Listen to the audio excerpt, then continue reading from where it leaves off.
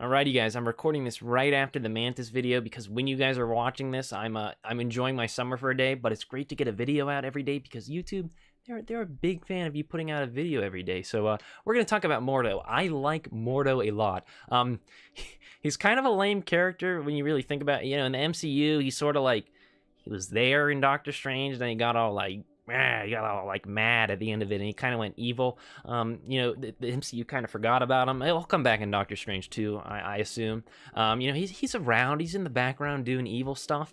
But in the game, he is not a lame character, let me tell you. Mordo rocks in this game. You know, he's a pretty awesome character. If you looked at that video I did a couple days ago about characters who need teams and characters who don't need teams, Mordo's one of those characters I don't think necessarily needs the team. You're going to see in his kit, there are some things that synergize with Mystic characters, but I don't think it's important enough that you're like, you have to put him with Mystic characters. You know, Guardians of the Galaxy, you know, they kind of need to be with other Guardians characters to really be great. You know, Mordo just gets even better when you put him with Mystic characters. So let's talk about his passive first. Too many sorcerers. On death of any character, he heals himself for 10% of his max health, and on death of a Mystic character, he'll heal himself for 15% instead, and then he'll gain 1 to 2 ability energy. So now when they say on the death of any character, I'm like 99% sure they talk about your allies dying. So like I kind of got excited when I saw this. I was like, oh, so you can just keep killing enemy minions and stuff like that, and he'll keep healing.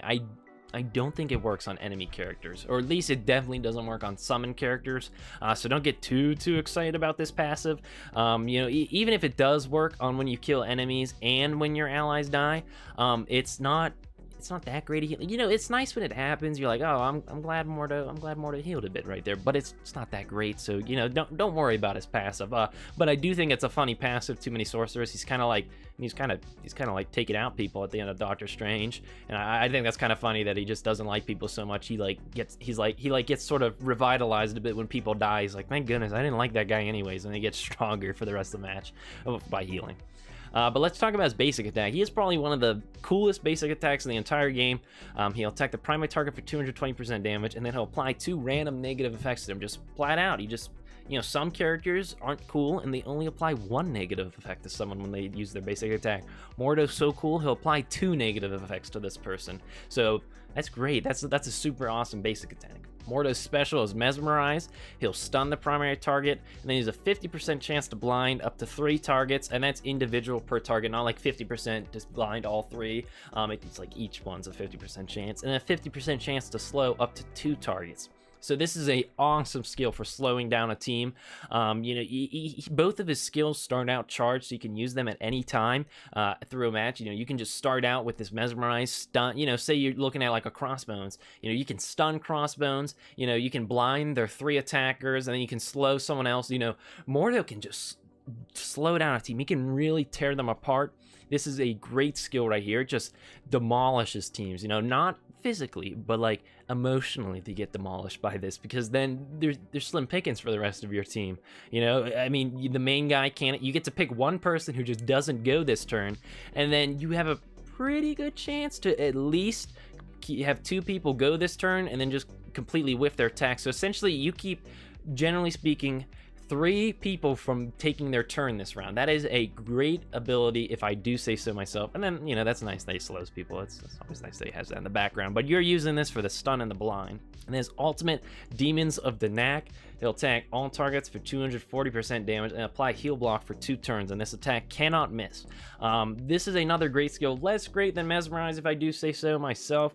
It's nice because it attacks everyone. It does a good amount of damage to all of them, but it is nice that it applies heal block. Now, heal block isn't always useful because you're not always going to be going against characters that are going to be healing themselves, but when you are going against a team that's healing themselves, it's great to just flat out heal block the whole entire team, and then they're just like, oh, you know, it's really awkward when Mordo uses Demons of the Knack on your team, and you're like, oh, like I guess that kind of, you know, you have a Night Nurse, you're like, Night Nurse is gonna heal this turn and we'll be okay. And you're just like, oh, I guess Night Nurse isn't gonna heal this turn.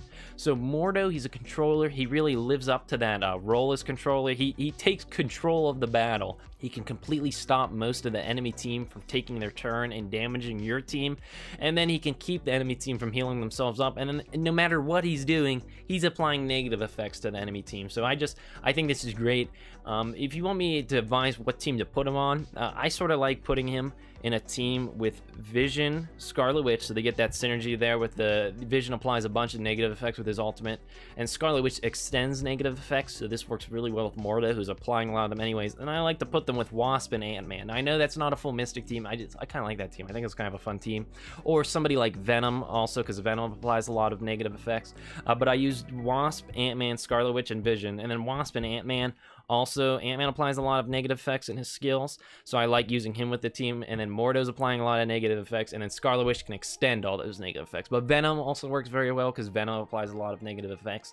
But again, that's not a heavy Mystic team. The only other Mystic is Scarlet Witch on that team, but I wouldn't worry too much about his passive. You know, it's always great if you can put him with a Mystic team, but don't worry too much about putting him with other Mystic characters. Just put him with really any team, because he's a great character. He'll help you out in the Mystic campaign. He can help you out in the villain campaign. Highly recommend Mordo. But with that being said, what do I know, guys? I am just a 17-year-old. Signing off, guys.